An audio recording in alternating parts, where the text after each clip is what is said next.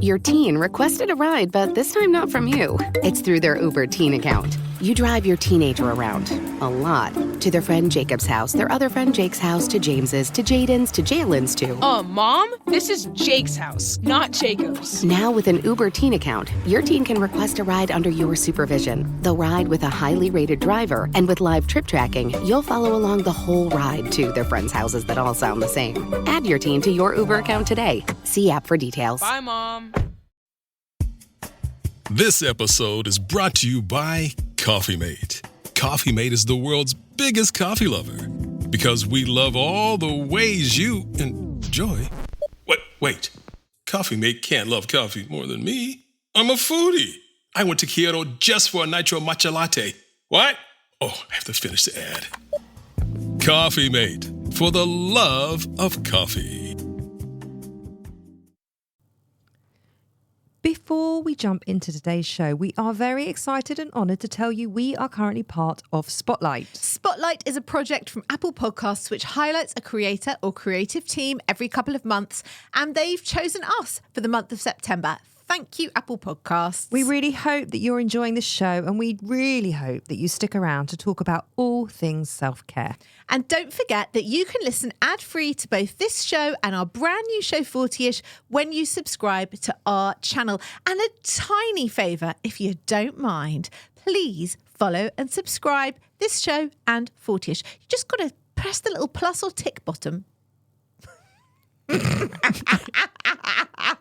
Button. She means button. Button? At the top of your screen. That's all you have to do is you literally click it. Even Lauren can do it. Even I managed to subscribe to the podcast that I enjoy. Do you? I seriously and do. Follow the shows you enjoy. Even I can do that. And believe me, if I can, anyone can. It's nothing to do with bottoms, just buttons. Let's get on with today's show. So hello, everybody. I'm Nicole Goodman. I'm Lauren Mishkon, and this is Self-Care Club. So over the last 2 weeks, we've covered what friendship looks like, what true friendship means. We've identified healthy versus unhealthy friendships. We've looked at why we find it so hard to let go of friendships. And last week, we looked at how to break up with a friend. And Nicole invented the friendship inventory. How's that going? Oh, are you using it in this week's show? I'm not, actually, no. Do you know why? That is so mean. We were supposed to do a whole show on it. Do you know why I'm not using it? Because you were supposed to come up with the inventory. It was your little gem. It was your little project. I can't use an inventory that doesn't yet exist. You were coming up with the calculations with the questions. Are you still waiting for it? Yeah. I didn't do it. Where is your homework? I haven't done it. Are you saying the dog ate your homework?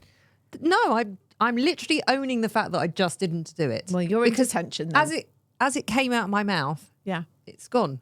I still think it's a moment of genius, the friendship inventory. It's great, but you need to put it into reality. You need to actually get it out there. You know? Right. I want a full questionnaire. I want an inventory that the clubbers can use. So what would I do? I would create a questionnaire that's got 5 to 10 questions. Yeah, at least 10. Why has it got to be at least 10? Because 5's too short. That's more like a pop quiz. It's not an inventory. If it's my inventory, I'll do as I fucking please. Okay, 5 questions, right? Okay. Yeah. Right. Yeah. And then they ask each other. Yes. That's the inventory. Correct. Oh, well, I don't know what the rules are. It's your inventory. No, you do. You're making them up. Oh, it can't be 5. It's got to be 10. You're bossing me around 5 enough. feels very short. Depends on the questions. Oh, if they it's things very intense questions. Well, they would have to be, wouldn't they, if it was a proper inventory? If it was explain where you think we are in our friendship. I've got another really good one. Go on. How would you describe me as a friend to somebody else? This is great because now you've actually said it and it's been recorded, so you can't forget it. You can pop that in the inventory. Don't you think that's a good question? I think that is a good question. Go on, answer that question. How would I describe you as a friend to another friend? Yeah. Okay. I would say you are... No, not describing me as a person, describing the friendship. So they get an idea of what kind of friendship you have. Now, you could say, oh, you know Sharon, she goes to my gym. I see her at the gym. Yeah. That kind of thing. Yeah. Or, you know my friend Lauren. Yeah. She lives in Miami. Yeah. But we were best friends and we grew up together. Yeah. That's a description. Yeah. the thing is, everyone knows everything about our friendship because it's out there in the public arena for everyone to see. So I don't really need Don't to avoid say the anything. question. No, You're I'm not avoiding. avoiding it, Come but on, I'm saying come on. sometimes I feel bad to my other friends because they're already like hyper aware of our friendship. So I never have to describe our friendship because they see our friendship play out all the time on the pod and over social media. I'm sure they don't like, track our every move. They're not doing an inventory on our friendship. No, No, because but they're not that interested. Come on, don't avoid the question. How would you describe our friendship to somebody else? I'd say. You don't like the question, do you? I'd say. Be nice, because I'm a bit stroppy today. Be nice. I'd say. Be nice.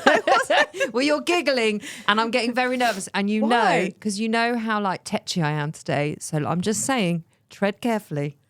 I would say it's tight. Well, on a reel that went out, I don't know when it was, yesterday or something, you called it hyperactive. Yeah, I'd say it's. I haven't spoken to you all weekend. I would say we're in permanent communication. I haven't spoken to you all weekend. But don't you feel have like you you have? noticed? No, I don't actually. Oh, have you missed me? I haven't missed you, but I am aware that Fine. Yeah. I'm aware I haven't spoken to you.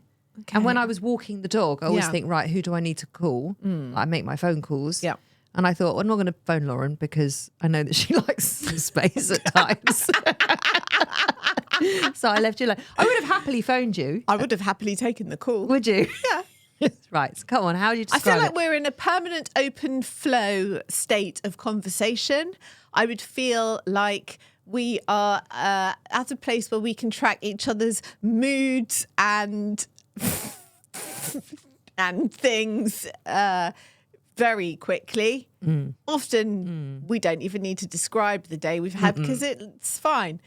I'd say You heard me talking to my husband this morning and you were like, okay. it's like that is it today. I feel like we're in a place where we could talk about what we're making for dinner and a very deep feeling about how we feel about something else, and both those things happen easily and smoothly and naturally. Would you say that's true? I would say we're Yeah, able I to be think it's- shallow and deep in equal measures. In the same sentence. In the same sentence and equally comfortably. Sure. Okay. I feel like it's mutually trusting. I feel like it's mutually respectful. I feel like there's no undercurrent of anything tricky, difficult, or icky. I would agree. I don't have anything bad to say, is in a nutshell.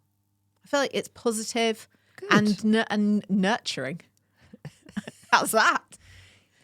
Like, you'd say all that to someone when they said, oh, so who's Nicole? No, I wouldn't, because then I'd feel really embarrassed. And they'd Yeah. be like, okay, TMI, mate. TMI. Chill out. Yeah. If they said, like, who's Nicole? I'd say she's my podcast partner. You know, that woman who you always see me with on social media, her, that's her. Oh, that's a shame, isn't it? Because now I've been reduced to a colleague. And I'm clearly more than that. But I think It's okay. what I'm saying is I think they know that. They don't know that. Just assume that they don't know that. Anyway, I Yeah. got asked this last night. By whom? Well, no, not asked. They said, Who's Lauren? no, they didn't say who's Lauren. They said, we were talking about friendship, Yeah. funnily enough. And we were with another couple, very old friends of ours. And I said, I don't feel the need to have loads of girlfriends around me anymore because I spend so much time with Lauren. So I'm in that constant space of being with a very close female friend. Yes. That's what I said. We are in that space. Yeah. Yeah. Someone once asked me. So I'm just saying. I don't know what you're saying. Whatevs. I don't know what you're saying. Anyway, for the final part of our mini-series, which is today, it's the final, third and final part. It's been a trilogy. Trilogy. It has been a trilogy. We have done a lot of mini-series before, though. I know, but not on friendship.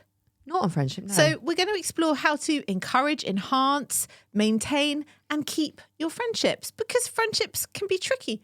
Not ours, but friendships can be very tricky. Sometimes that can be because whilst we do get a lot out of our friendships, and as we've said in previous weeks, it's vital to our physical well-being, our mental well-being, We also get to Emotional an age, well-being. all of it. It's vital. But we also get to an age where we've got a lot going on and we're tired. And frankly, sometimes when it's the winter time, we don't really want to leave the house. Can't really be bothered. Well, and also friendships change and evolve, don't they? And sometimes for the better and sometimes not, as you change and evolve, because that's what we're meant to do as human beings. We're not meant to stay the same. Yes. We are meant to change and grow. And therefore our boundaries will change, our needs will change, our wants will change, our likes, our dislikes will change. Yes. I think it's very natural that those things change. And then in turn, the people around you change. Absolutely true. But there are also some things that people can think and feel and ways in which we can behave that actually keep us feeling a bit lonely and keep us from making the friends that we deserve in our lives, because we all deserve to have fun and we all deserve to have friendship. So today's show is really for the listeners who might be feeling a bit lonely in adulthood. And I just wanted to say that, you know, you might be the perfect friend for someone else who might really benefit from having you in their life. And this goes for you and I, not now because we've now met, but like you may get to 40 and not even have met someone who's going to turn out to be one of your closest friends. I really didn't think I was going to get to 40 and then like have you. Oh, that's I really so didn't cute. expect that at all. If you'd asked me, I'd been like, no, I'm set. I'm good. I'm good. Yeah. I'm done. My friends are my friends. There's no room. I didn't know or expect this was going to happen. I really didn't. So that could be anybody. That is very cute. That is like Lauren's version of being soppy. That's Just telling you, clubbers, right? Because you don't get a lot of emotion from Lauren. no, you don't. It's true. I own that. That was almost soppy. That was almost Labrador. No, let's not get too far ahead of ourselves. It was slightly soppy and it was very sweet and Okay. very appreciated. Oh, you're welcome. It's true though. Yeah. I will just say, I will go first on this. And I will just say that when I was younger, I had this assumption that I'd be like my age now, mid-40s. If I was looking at myself, age 20, what would my friendships look like in my 40s? I would have imagined that I would have this like huge social group and it would be all my mates who I was mates with then and all of their kids and my kids, and we'd all go away on like couples weekends or we'd all do like massive summer holidays together. But what actually happened was I ended up having children a decade before most of my best friends. So I'm rocking a 20-year-old son and some of my friends have got like 3-year-olds and 6-year-olds. Yeah. So it didn't turn out like that. And if anything, I actually feel like my social life shrunk the older that I got. And that was because A, my stages of life have always been at a different stage to all of my friends. B, Were your old friends? yes, B, I can be quite antisocial sometimes when I'm not in the mood. C, I have maybe- never, ever, ever, ever known you to be antisocial. Ever. no, because when I'm out and I'm being social, I'm very social, but I can feel quite antisocial. Like I just can't be fucked to go. So lots of Listen, things. you need a lot of cajoling That's what I mean. to do things. That's what I mean. Your first stop is always No, thank you. That's what I mean. So C, I don't make enough effort sometimes. And D, I don't want to waste time with people that I don't want to spend time with Me neither. anymore. Me neither. What about you? What As are you like asking I'm me? asking you, like, as a general whole, how do your friendships look now in your 40s? And is it kind of what you expected? And do you feel like you have a big social group, a small social group? How do you feel about it? I don't think I had any expectations of what my social life would look like. Okay. I am friendly with all the same people that I was friendly with when I was 20, in my 20s. They are still at some point or another in my life. So that's nice. I definitely, as I'm getting older, and this is quite a recent thing, I'm reducing what I do socially and who I do it with. And I actually feel, and that again, I've said that in the last 2 episodes, COVID really shifted something Yeah. for me. I don't overextend. I don't have sort of dribs and drabs around me. My friends are my friends. And I give everything to those friendships and they give that back. And that's really important to me. So I have less time for lots of people. but I have so much time for specific people. And those friendships are very rich and very nurtured, and I adore them. Do you ever feel lonely in your friendships? Or lonely full stop? Do I ever feel lonely? I really enjoy my own company. Yeah, me too. So being lonely and being alone are so vastly different, aren't they? So Yes. when I'm alone, no, I would never feel lonely because A, I'm not alone that much. I live in a very busy household. So I really appreciate the time I have on my own. Do I ever feel lonely? Sometimes, like, you know, my husband travels a lot. He can get very, his work can be really all consuming because he's in events and it just takes him away quite a bit. So that can be quite difficult at times. And yeah, some friendships over the years, we've just misunderstood each other. And that's not through anyone's fault. It's just people change, as I said before. And I'm okay with that. But those friendships aren't really in my life anymore. If I ever felt lonely in something, I would kind of... You would get out I'm of it. very proactive. I'm a very proactive person. I don't let things... And sometimes this is a good thing, sometimes not. I don't let things sit there if they're making me uncomfortable. I always do something about it. Yeah, you are a doer. I'm reactive.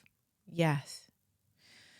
So today we wanted to run through the 5 most common issues that lots of people, and I'm definitely including myself in some of these, think or feel, and things that might prevent you from having and maintaining friendships. And we're going to give you ways to change these habits and fix them. Wow. So the first one is everyone else is always out and having an amazing time. This is bollocks. It's bollocks. I think, unfortunately, in the culture that we live in, that everything is recorded and documented and then thrusted in your face. Yes. It's impossible not to get caught up in that comparison. Yes. But sometimes I've had it when I'm on holiday and I see someone else on holiday and I have this moment of like comparison, jealousy, whatever it is. Oh, they're having an amazing time. And then I have to sort of like put my phone down and say, actually, you're on holiday, you're also having a great time. Like, what are you doing? Yeah.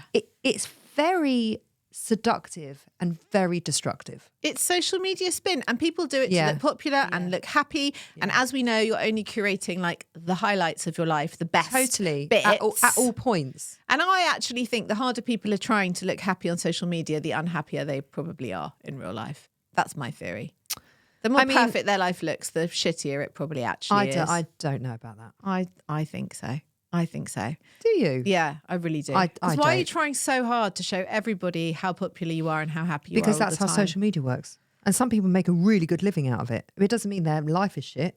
I don't mean people who are making a living. I just mean pedestrians. I don't know. I mean, look, we can all curate the perfect social media feed. Yeah. We can all curate that, Yeah. no matter what position you're Yeah. in. But who's got the fucking time and patience and energy and headspace to do that? I certainly don't. Lots of people do. The thing is, when you are doom scrolling on your sofa for an hour on your own and you see a load of people who are all away together or all at a party or all at a concert, you're just sitting in comparison with something that isn't actually real because they've curated it. Oh my God, the whole Taylor Swift thing. Oh, did you feel very left out? I don't even particularly like Taylor Swift. I know that's a controversial thing to say. I mean, I'm not a huge fan. I listen to her music on the radio. She doesn't offend me in You're any not way. a Swiftie. I'm not a Swiftie. Yeah. But I had such fucking FOMO because everywhere I looked for about 3 weeks, someone was at a Taylor Swift concert. So many people said the same thing about that. But when I went to get tickets, because obviously I've got 2 daughters, so they wanted to go. But the tickets were so expensive and like no one loves her enough to spend that kind of money. So it was like, just no, I'm not going to do that. But then, and I'm getting caught up in this whole ridiculous thing. And again, I had to put my phone down and remind myself, actually, you're not a Swiftie. You quite like her music, but did you really need to spend £300 a ticket to go see it? No. You'd be lucky to spend £300 to get a ticket. Well, I didn't. I'm just saying I didn't get a ticket for Oasis. I really, really was a big fan of Oasis. And I'm just telling you now, the week that they come to Wembley ain't going to be pretty. Okay. Whatever. As I said on social media, I've been more excited at the prospect of having a smear test than I have at the prospect of Oasis going It's back irrelevant. together. It Just doesn't don't care. matter. It's not your thing. Yeah, I know. I get what you mean. The thing is, when you are doing this doom scrolling, oh God, look, everyone's at a party, everyone's having fun, everyone's out except me. Do you do that? I don't do it purposely. I never go through my phone looking for it. No one does it purposely. That's But not why I asked. Do you do it? I definitely have had moments where I'm in a tracksuit and I'm looking at some amazing party somewhere really glamorous where everyone's dressed up and I'm feeling like, ah. And it makes you just feel quite isolated and a bit left out and a bit knobby no mates. And I think... And it's not good for you. It's terrible for you. But if you sit in this comparison dustbin of social media, which is what it is... Phrase. It's such a good phrase. You are going to start to feel like this lone wolf with no friends. And then you're going to start to retreat even more. And then you're actually going to become the knobby no mates lone wolf because you feel like you're just never included and you don't deserve to be. Well, it starts to feed itself. Exactly. Doesn't it? Exactly. So how can we fix this? Well, we need to very much limit our social media. We need to have boundaries around our social media. It all comes back to the same thing always, doesn't it? We've spoken about this so many times on the show about how to curate your own feed, to have things coming in and information coming at you that is good for you and positive for you and makes you feel good. Like it's your social media feed. Yes. Put in it, having it, whatever you want. You don't have to follow people that make you feel bad about yourself. You don't. But I would also add to that, stop waiting passively for the invitation to life. If you want your life to be filled with social plans and look and feel like this party that you're seeing on social media, create it. But hold on. You might not want to have your life filled with social plans, and actually just a coffee with a friend once a week might be all that you need in order to feed your soul. Well, then instigate it. Yeah. You have to reach out. You have to make the plan. Then it comes back to being proactive in your life. Yes, very much so. So I can't do anything passively. It's like I'm allergic to it. I am though, aren't I? Yeah. And that's a great thing because it always drives me forward. And also it's not a great thing because I'm always I can't ever rest in something. I can't ever let anything be. I can't ever see what happens. You're not a marinator. Oh, I can't marinate. I have gotten a lot better since we've become friendly. You have. And you're always like, hang on. Yeah. And you always make me pause. I'm like the bungee cord. Yeah. Yeah, you are. And also, but I'm also the person that's like pushing you off, saying, come on, it's time. Yes. And we need both. We do need both. Everyone needs a push and a pull and a yin and a yang. Yeah. It's very important. It's hugely important. So I am very much of this school of thought that if you want to see somebody, ask to see them. Yeah. You don't have to wait for people to ask you to go out or wait for people to ask you on a date or wait for someone to offer you a job. Like you want to create something in your life, take it into your own hands and do your very best to go and create it. So that is tip 1. Instigate. Love it. It's a very good tip. And reach out and make those plans for yourself. Do you do that? Yes, I do. And I've been doing it this week because that was our practice. Okay, number 2. This is definitely me. I don't think it's you, but I definitely do this. I'm too busy. I'm too tired.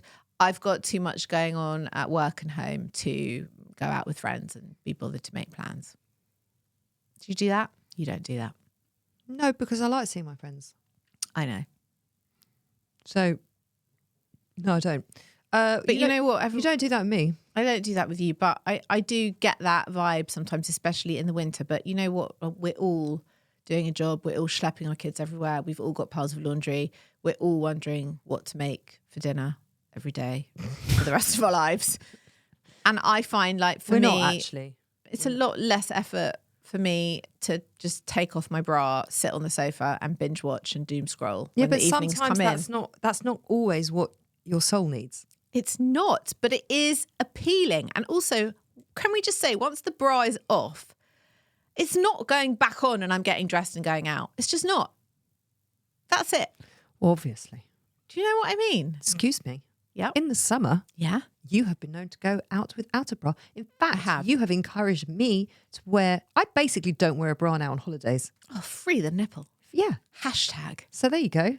So you can go out without the bra. You can, but you know what I mean. Of course It's like I a do. November evening. You've changed out of your clothes. You're in your tracksuit.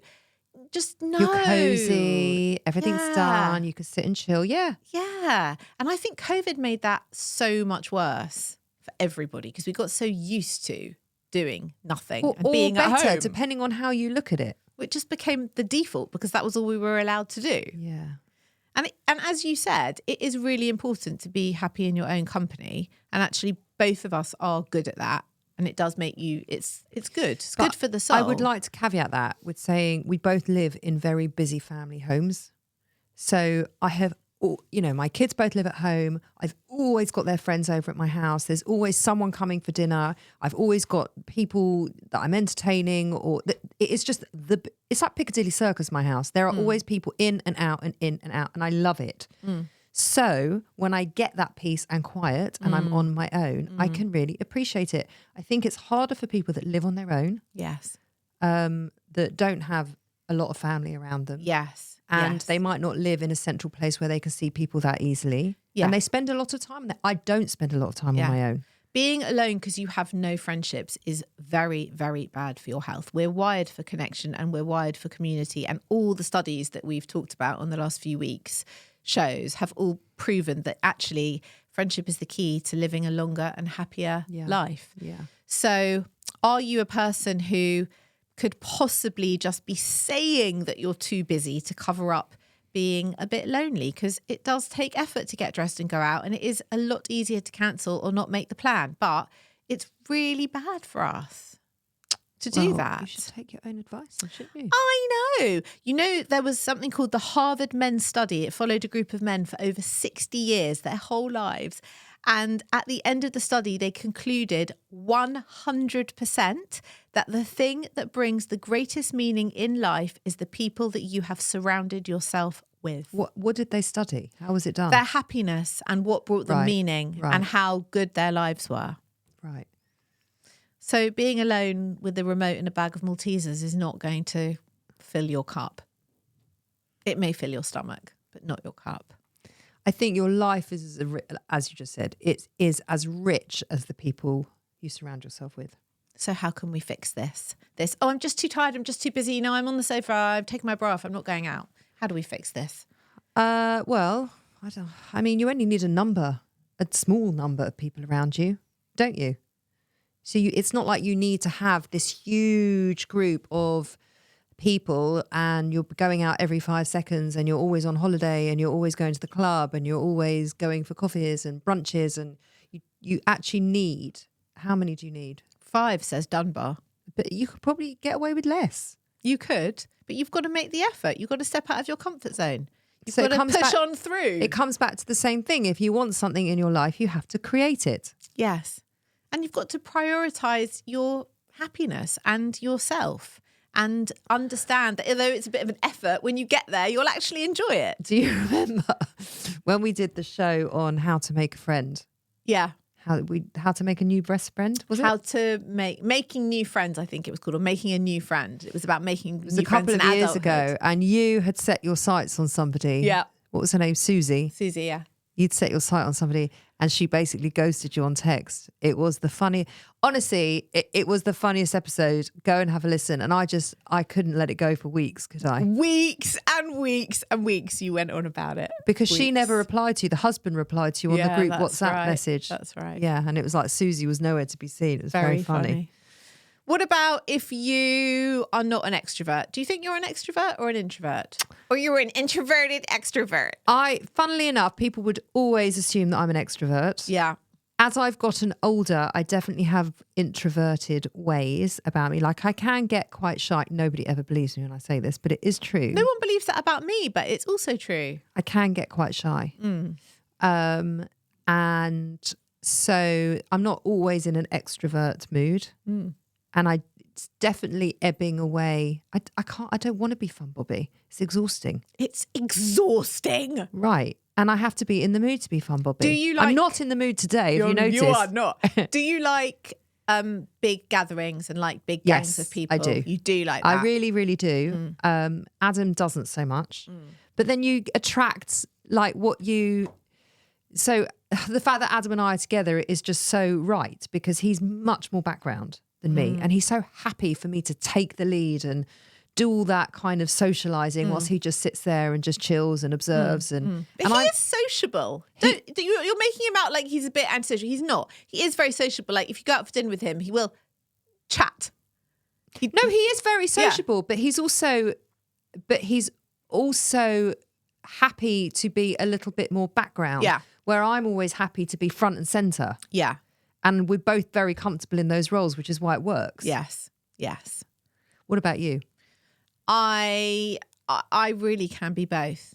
I can be very extrovert. Yeah, you can, especially with a drink in you. You get very flirtatious. I can be very. I can also be quite shy. Also, sometimes I'm just very inward. I think I'm a bit of everything. Sometimes I'm definitely in the mood for a big party. More often than not, I'm not. I'd rather be in a much smaller gathering than at a big party. But sometimes I can really enjoy it. Less and less as I get older, actually. But I think so many people are like that. They prefer small gatherings so that they can actually talk to a few people rather than being at a massive party. I've actually got a massive party this weekend, and I'm really looking forward to it. Nice. But I wouldn't enjoy But you it. always do. Yeah, I do. Yeah, that's your thing. But then I had as I said, a couple friends over for dinner last night, and it was absolutely gorgeous, and I enjoyed that just as much. I think if I was given the choice, I prefer smaller gatherings to big parties. I think everyone's different, right? And also it depends who's at the party. Yeah. But if you are a person who is an introvert or who identifies as an introvert and you're kind of using that as an excuse to not make friends or have friends, then I think yet again, we're going back to my homeboy, Dunbar. You just don't need that many mates. You don't need to go to parties with 50 Did you or 60 even try and get him on people. the show? We should have got... I think he's... Is he dead? He might be. Do you know what? I haven't looked that up. I could have written him off and he could be very much alive and kicking. Are you going to Google I'm it? actually Googling it now. Is Robin Dunbar alive? I'm going to be very upset if he's dead now. Have you finished? No. No, have you finished that show? No. We're literally in the middle of the show. Hi, James. Hi, James. Do you want to do friendship inventory? No, he doesn't. Don't. Go for it. Where are we at? She hasn't written the inventory, James. How would you describe me to your friends? How would you describe our relationship to a friend? Our relationship. No. Oh. Yours and mine. What's James squirm? She's like my much older sister. I am older than you. In case you didn't hear that, clubbers, because he's not on mic, James said Nicole is like his much older sister. Lovely. I think that's, not the much older, but yeah, accurate. I would say with James, I understand that. Sibling-like we A do. sibling-like and I would say, relationship. if someone said, who's James? I said, we work together. And actually, he's the guy that's been more in our corner than anybody. That's what I would say. I would totally agree with that. Thanks, James. Thanks, James. Love you. We love Bit you, much, James. isn't it, for a Monday morning? We love you, James. Is Robin Dunbar Robin alive? Dunbar is currently head of the Social and Evolutionary Neuroscience Research Group in the Department of Experimental Psychology at the University of Oxford. How old is Robin Dunbar? He is age 77. He was born in 28th of June, 1947. So if I do want to... So you could have got him on the bloody show. If I do want to reach out, I need to do it sooner rather than later because he's not a spring chicken, but he's still with us. And that is great news. I'm delighted It's a bit to hear mean. That is a bit mean. He's 77, right? He could have another 20 years in him. He could, but he might not be working at the University of Oxford in 20 years. And also, as he says by his own theory, he doesn't have the bandwidth for a lot of buddies. And I feel like some random woman contacting him from a podcast, I don't think I'm going to get into that inner sanctum of the circle that he created. I think you trying to get into his inner circle is a little ambitious. I think it could be a lifetime ambition of mine. I think you should let that go. And No, also, I won't. all I'm saying is he would have made a good guest on the show. I'm really surprised you weren't all over that. I honestly thought he was no longer with us. But I'm delighted that Why? he is. I don't know why. I just made that assumption. It was completely incorrect. Can I tell you, clubbers, she makes these assumptions sometimes. Like, someone will email us. If we get like a cold email, she automatically assumes that Lots of things. I can assume lots of Male or female. And Yeah, then I would yeah. assume that if you say they're female and I think they're male, Yeah. usually you are wrong and I'm right. Yeah, usually, yeah. Yeah. You do assume a lot of things about people that we just don't know. I do. I create a whole backstory. Yeah, you really do. What's that? And then it becomes a truth. Overactive imagination. How have you got the time? I don't know. That sort of feeds into point 4. Oh, go on.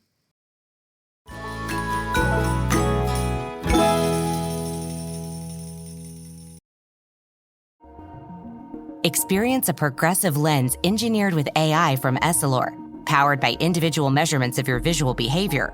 A lens personalized to you by an Essilor expert. Discover Verilux XR Track and enjoy instantly sharp vision in motion and seamless transitions from near to far. Find your local Essilor expert today at essilor.com. This episode is brought to you by Atlassian. Atlassian makes the team collaboration software that powers enterprise businesses around the world, including over 80% of the Fortune 500. With Atlassian's AI-powered software like Jira, Confluence, and Loom, you'll have more time to do the work that matters. In fact, Atlassian customers experience a 25% reduction in project duration per year. Unleash the potential of your team at Atlassian.com. Atlassian.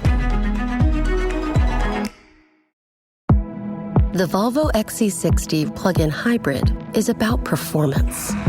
Not just on the road, but in life. With not only trunk space, but room to make memories. It's electric, with a backup plan, where the only speed that matters is how fast you can slow down. The Volvo XC60 plug-in hybrid. Performance where it matters the most. Visit volvocars.com/US to learn more.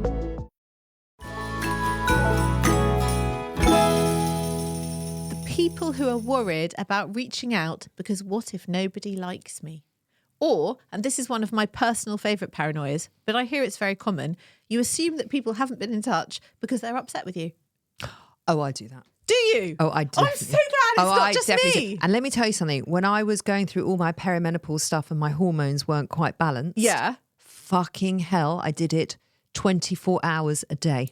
Okay. And I noticed that the anxiety was all around my friendships and what I had done wrong within the friendships. Okay. That's really normal, just so you know. It's horrible though. Yes. And it's very draining. But if you are feeling like that, and certainly when I feel like that, you have absolutely no confidence or motivation to reach out to anybody because obviously either they all hate you or you've done something to upset them. So you just sit in the loneliness because you can't possibly reach out to them because they hate you. So that is a problem. And it has a name. It's a real thing. And we wrote about it in our book. It's called the liking gap. And there's been loads and loads of research at Harvard and Yale on it. You're going to tell people what it is? Yeah, it's the Because I can't remember. the liking. I will tell you. I will remind you because we did write about it. The liking gap is the that's funny. disparity between how much a person believes that another person likes them and that other person's actual opinion. So studies found that most people underestimate how much other people like them and enjoy their company. Get it? That's why a friendship inventory is a good thing to do. Yeah. Because then you have much more information and you have first-hand information. Yeah. It's actually been shown that people's views of their own conversation tends to be more negative than their view of other people's performance. And then there was another study where they did videos of first encounters judged on verbal or non-verbal cues. And even when it was obvious to outside people, the participants were still like, no, they didn't like me. Even when people who were outside of the conversation could say that person clearly likes you. And we start this liking gap at the age of 5. Oh, don't. Yup. Oh, that's awful. I know. Isn't it? That is when we, as humans, decide and become aware of how people like us and how we're evaluated by other people. Really early, isn't it? I'm just thinking about my kids and if they did that from the age of 5, it just breaks my heart. It's like such a waste of bloody time. Well, it is, but then it's like when you're 8 and you have to have that pair of shoes because the other girls have got those What do you pairs mean of at 8? shoes. It goes through until you're like 14. No, but I'm saying it starts so young when you realise that you need those trainers because everyone or the else has tracksuit got them. bottoms, or the bra, or the knickers, or the makeup, or the bracelets. It is endless for Yes. girls. Yes. Endless. The likability gap or the liking gap is when you walk away from a conversation and you think to yourself, oh, I was such a dick when I spoke to them, or oh my God, I must have been so boring. I don't assume that people don't like me though. Okay, good. And I always, whenever I come across someone who doesn't like me, I'm always quite surprised. I love that about you. Why? I just do. What? That I assume people like me? Yeah. Well, people do generally like me. They do. That's good. They do. Sorry. I mean, well, I'm not sorry actually, but it just is. That's good. Because I'm very sociable and I'm very, very good with people. It's my main skill in life. Is it? Yeah. So when someone doesn't like me, it's very apparent and quite shocking, I would say. And it's like, oh, you don't like me and I don't know why. Like, why would you not like me? I'm great. I'm fun. I'm funny. I'm easy. Do you want to make them like you? Yes. Oh God, yes. Especially if someone's like in a service situation, or if someone's like, I don't know, a waitress, or I've said this before, or like doing my nails, or the taxi driver, or serving me a coffee. Someone in the service industry, they have to like me. Do you want to be the best customer they've ever had ever in their life? Yes. Do you want them to go home and say, wow, this customer at 11:04 came in and she was the best coffee buyer I've had all week? I mean, it's unlikely, but I wouldn't hate it. Okay. It's a subconscious thing. Okay. It's because I was in the service industry for so many years and I know how difficult and challenging people can be at times. Yes. So I never want to be that person. So I'm always like in this, like trying to prove that I'm not that client. Yeah. Or I'm not that customer. But for the people who don't assume that everybody likes them and who may suffer with the liking gap, or Do you assume people don't like you? I don't assume people don't like me, but I don't assume that everybody does. And I'm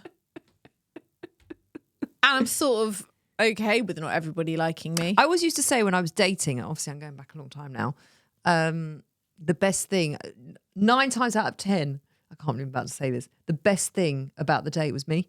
Fucking hell. Because they would sit there like stummer wet Steve and they wouldn't speak.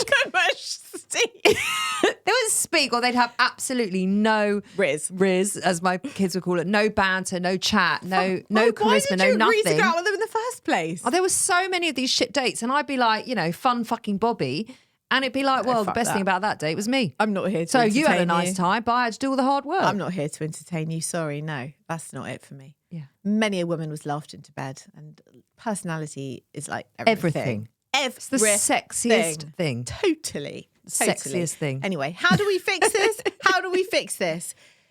A, you have to understand it is not true. People do like you. Unless they tell you that they are upset with you or they are angry with you, it is safe to assume that they are not. And also B, as we've just proved, it's a very normal and real thing that loads of people feel. So you are not weird or paranoid if you go through life thinking, oh, I think they don't like me and maybe they're angry with me. They're not. They're not. I'm saying this and I'm also saying it to myself. And Sometimes I've got I like do a million that. things of, but what about if, all of those. Also, you don't have to make people like you, by the way, by behaving in a certain way or dressing in a certain way. You're a grown adult and you can accept yourself just as you are. And assume people will like it. But also, there's something else that's really quite important. It's okay if people don't like you. Correct. It's actually okay. I mean, again, I'm telling myself that as well. The people pleaser in me is like, what are you talking about? That's not okay. But it is. And it is really natural and normal for some people not to like you. You're not going to be everyone's cup of tea. You're not vanilla. And you don't need to be everybody's friend. And you don't need to be vanilla. No. There's an amazing quote by Mel Robbins. You're going to love this. She said, you can be the whole package, but if you're delivered to the wrong address, it's not going to work. Yeah. You could be the most amazing, juicy, end of summer, ripe peach. But if you don't like peaches, you're not going to be a fit for that person. It doesn't matter how good you are. Yeah. So Just Yeah. embrace Who the you fact that are. you're a peach. You don't need to be a banana. You can show up as the peach. You don't need to wear the banana costume. Yeah, yeah. You're a peach. Yeah. People like peaches, great. If they don't like peaches, fine. You're still a Yeah. peach. You are so inspiring today, woman. What has happened to you? It's like you've eaten a motivational course. It's the leopard print blouse. What is it? I don't know. What's going on with you today? I don't know. This is normally my role. I know. What? So I have really rubbed off on you, haven't I? You have. And now I'm sitting here like, I don't know, just playing, I don't know, just like tagging along with whatever you're saying. Passive. Passive. That's not a comfortable place for you, is We've it? swapped. Well, actually, to be honest, I'm You so needed tetchy it today. I know. You needed I need it to be today. passive. This is the fifth and final thing that some people do with friendships that stops them from maintaining and keeping good friendships. They feel self-conscious reaching out in case they are bothering people. You tell yourself, oh, other people are so busy. They've all got a lot on. They've got other plans. They're not very important. So they don't want to reach out to them. Do you ever do that? No. You don't? No. Listen, as we have established, I am very proactive and I assume people like me. And you assume it doesn't matter if they're busy because they will be delighted to hear from me. Oh, I don't assume that they're too busy to see me. And the people that always were too busy to see me, I don't engage with anymore because they were too busy to see me. And that just shows me how much they didn't really appreciate our friendship. And that's okay. That's okay. You can't be everybody for everyone. All the time. You can't. I think this comes down to, and you're going to roll your eyes. Come on. What is it? I know what you can say. Healthy self-esteem. Is that what you're going to say? I actually wasn't going to say that, but it's in the realm of, yes. Yeah, it is. I think all of this comes from a place of self-love or lack of. I was going to say self-worth and healthy self-esteem. I think we're talking about the same thing for sure. You just hate the term self-love. I really do. So we'll call it self-esteem Okay. or self-worth. Okay. And I do. And I think if you have a healthy dose of it and you appreciate yourself and you understand what you bring to the table, then you don't assume that people don't want to be around you. You assume they do. Also, think how good you feel yourself when a friend messages you just to connect and say hi or say let's catch up or invites you to something. You really feel happy and uplifted and good about yourself. And I think that's because I feel that someone is thinking about you and they want to prioritize time with you. And that's how they're going to feel as well when you reach out to them. Absolutely. Right? And I had a message this morning. I'm actually going to read it out to you because it honestly made my day. Go on. My sister and two of my friends went to Mallorca and I was going to go. They wanted me to go with them, but I couldn't for various reasons. And they've had a lovely long weekend there. And Shiri, my lovely friend, sent me a message this morning and she said, we've had such a lovely time. Next year, you have to join in capital letters. So I said, so happy you've had a lovely time. And she said, it's so good for the soul, some time away with the greatest of friends. Hence why next year you are required. Oh, that's nice.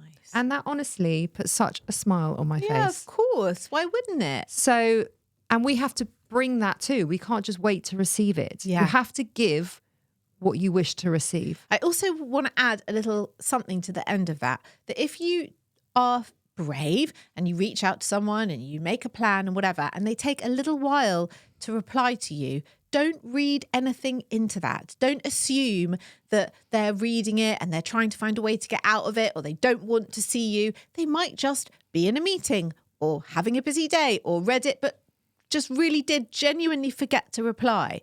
Because I know there are loads of people who will, it takes a lot to have the courage to do that whilst feeling maybe all of those Vulnerable, things. yeah. And also we did an episode on assuming good intent. Yeah. And it's a really great practice where you assume the best in somebody. And actually, I think that comes in really handy in this kind of scenario.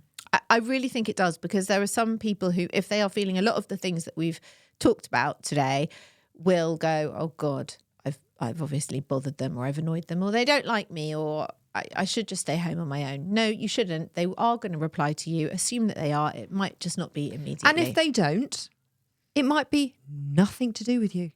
more than likely it isn't anything to do with you. I messaged my friend Sarah last night to say, right, not last night. Yeah, last night. Send me some dates for us all to get together. And she hasn't replied. Sorry, yesterday morning I sent it. I did the same to my friend, and it was nearly a week ago, to the point where I'd almost forgotten that I'd even messaged her. And this morning she replied to say, oh my God, I'm so sorry I didn't reply to you. I'm just doing my diary tonight and I'm going to get back to you. And in the meantime, I wanted to tell you this. And then she sent a photo of a pregnancy scan.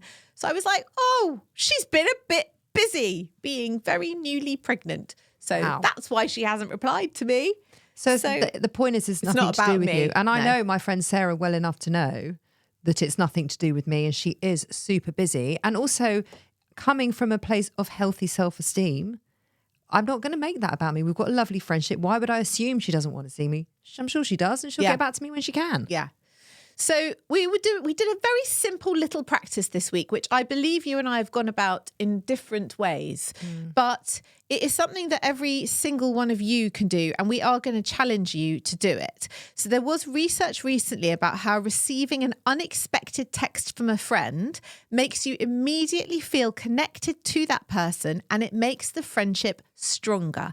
So your challenge for this week, and this is what we challenged ourselves to do, was every single morning for a week, reach out to one friend with one message. It can be completely random. It could be a voice message. It could just be a link to a funny reel, or you can just ask them how they are. You could just send an old photo of you together, or photo of your kids together as babies. My friend does that to me a lot. Or send a meme. It can be as simple as that. That's your challenge to see how you get on with it. Yeah.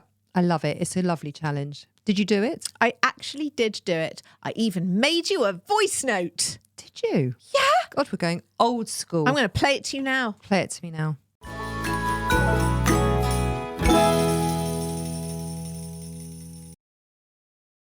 This podcast is supported by Progressive, a leader in RV insurance. RVs are for sharing adventures with family, friends, and even your pets. So if you bring your cats and dogs along for the ride, you'll want Progressive RV insurance. They protect your cats and dogs like family by offering up to $1,000 in optional coverage for vet bills in case of an RV accident, making it a great companion for the responsible pet owner who loves to travel. See Progressive's other benefits and more when you quote RV insurance at Progressive.com today. Progressive Casualty Insurance Company and Affiliates. Pet injury is an additional coverage and subject to policy terms.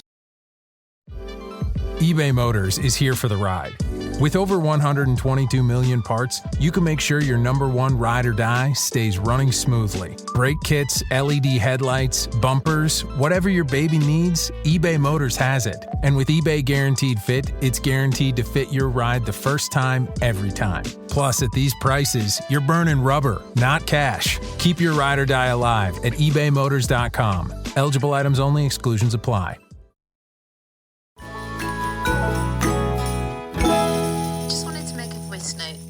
To illustrate the causative link between putting effort into being proactive with your friendships, taking responsibility for them, and what happens. So a lot of kids have gone back to uni or to uni for the first time, including two of my friends' kids.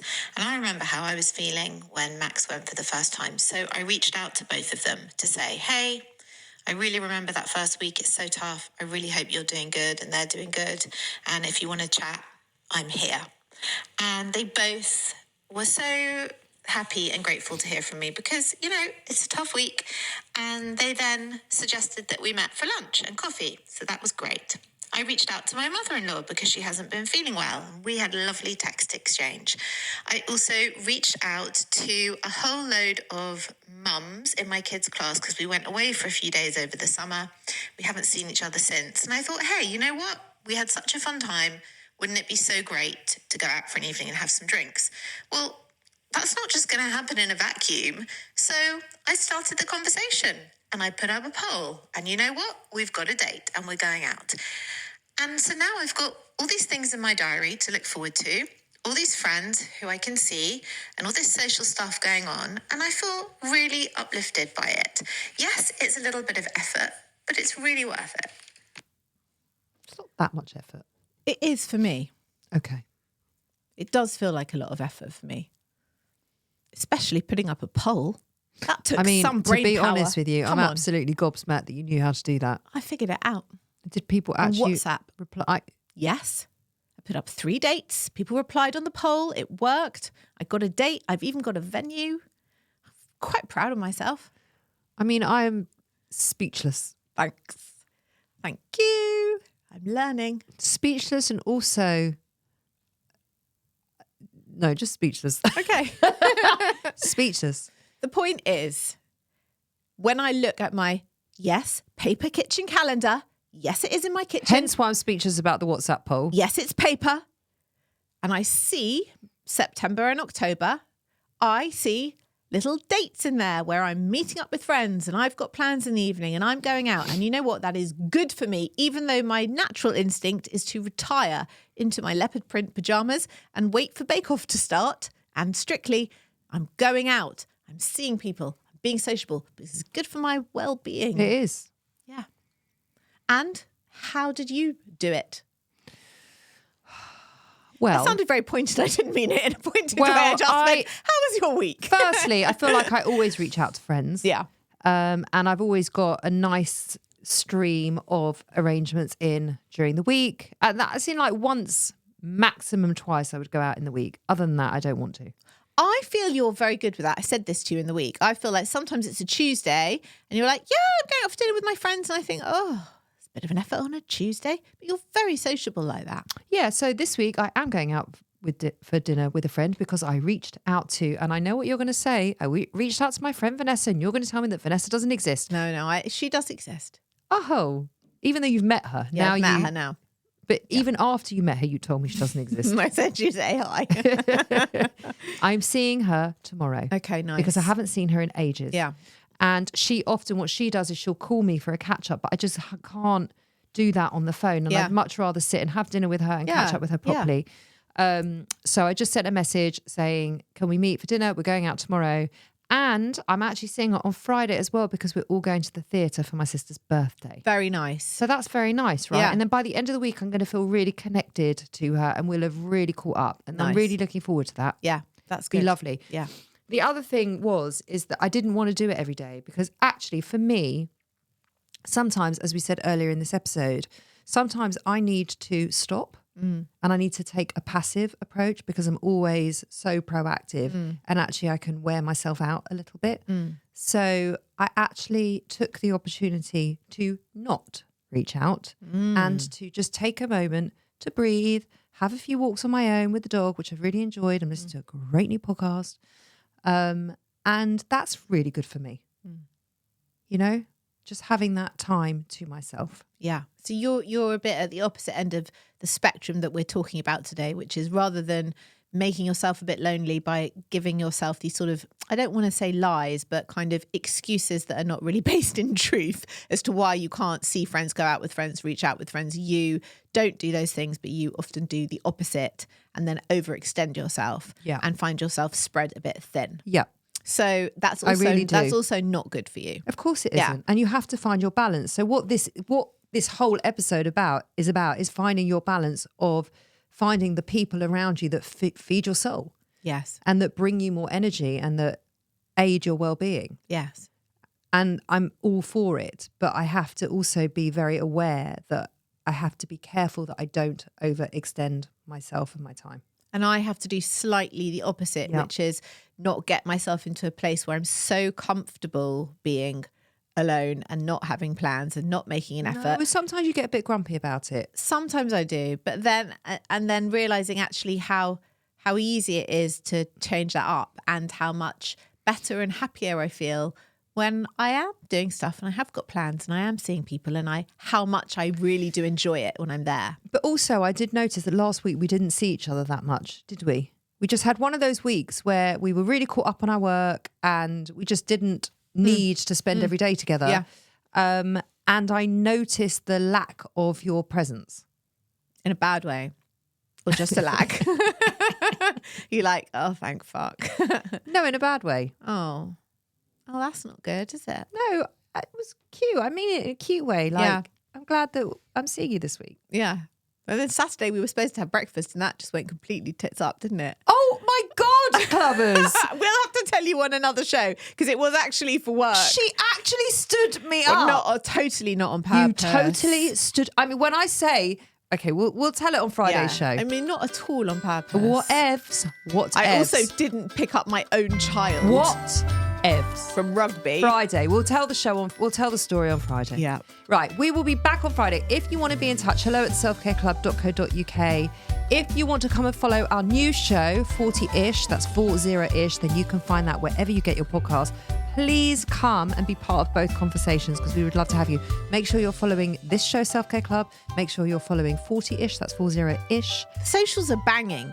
Just saying. Socials are banging on Instagram, on TikTok, on YouTube. We are everywhere. Come find us. Yeah. And thank you for being with us. And thank you for listening to our friendship mini-series. Trilogy. The end. But thank you. And it's not the end. We've got Fridays. If you are a new listener to the show, we are so happy to have you here. And we'll see you on Friday. Bye. Hello, I'm Mark. And I'm Bethan. And we're the hosts of Seeing Red. We deliver intriguing, terrifying and dumbfounding true crime stories each and every week. With a focus on cases from the UK, we do occasionally venture overseas. We've covered everything from the mysterious death of professional footballer Emiliano Sala to the attempted murder of Victoria Cilliers, a woman who fell from the sky and lived to tell the tale. Binge our bulging back catalogue and join us every Wednesday for a new episode of Seeing Red.